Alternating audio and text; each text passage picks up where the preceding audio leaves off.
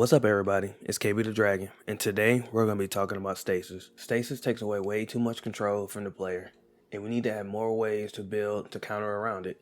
As of the recording of this video, only the resilience stat can really help combat Stasis, and the only thing it does is to give you a little bit more health when you break out of being frozen.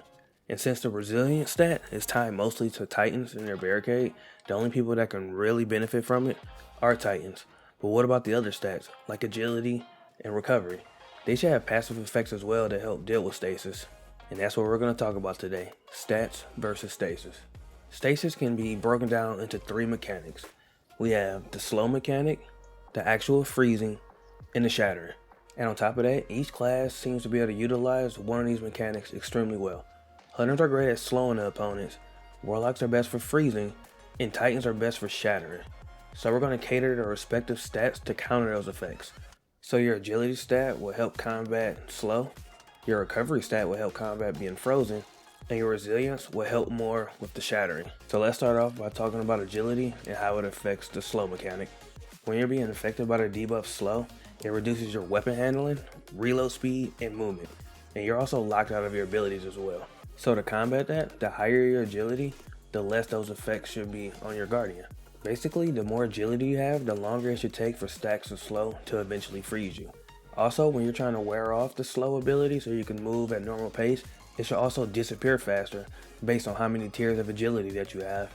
Every couple tiers of agility should allow you to gain another passive effect to help combat being slow. At tier 3, your weapon handling should be faster. At tier 6, you should be able to use your class ability while being slow. And at tier 10, you should be able to use all your abilities besides your second jump and only a slight debuff to your movement speed. Next up, we have the recovery stat. And that's a pretty easy one. Recovery will be tied to how long you stay frozen. So each tier of recovery that you have, you can become unfrozen faster. And when you max out at tier 10, it will be the absolute fastest time you can be unfrozen. Also, while your super is active, as long as you have 10 recovery, you can't be frozen at all. Being hit with something that will make you frozen will just slow you down, and that'll even be for a short time. Now we have the last perk, and that's resilience. Like I said before, resilience for right now is the only stat that actually gives you a bonus. You get more health when you break out of being frozen. On top of that, we're also going to allow resilience to give you damage resistance from anything that shatters around you. Each tier of resilience will just give you more damage resistance, so you have a higher chance of surviving things like your teammates. If they're frozen and they get blown up, you won't take as much damage from it. You might even be able to survive a shatter dive combo as long as your resilience is high enough. Those are just some of my ideas on how we can use stats to fight Stasis.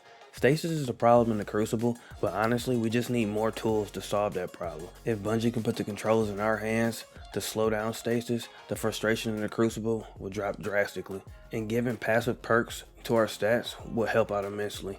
It'll help us fight the negative effects of Stasis, and even in different modes like comp and trials, those stats can turn into a nice little thinking game to figure out how you can tailor your stats to combat the most used abilities from Stasis.